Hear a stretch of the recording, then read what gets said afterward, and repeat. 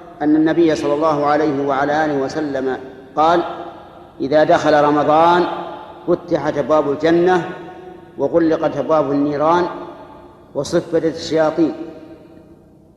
هذه 3 أشياء تكون في رمضان: تفتح أبواب الجنة ترغيبا للعاملين لها بكثرة الطاعات من صلاة وصدقة وذكر وقراءة القرآن وغير ذلك، وتغلق أبواب النيران، وذلك لقلة المعاصي فيه من المؤمنين.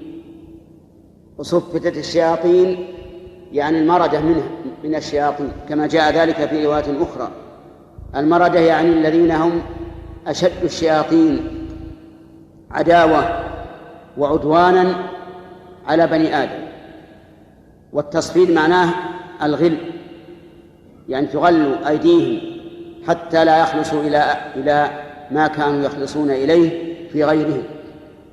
وكل هذا الذي أخبر به النبي صلى الله عليه وعلى آله وسلم حق، أخبر به نصحا للأمة وتحريضا لها على الخير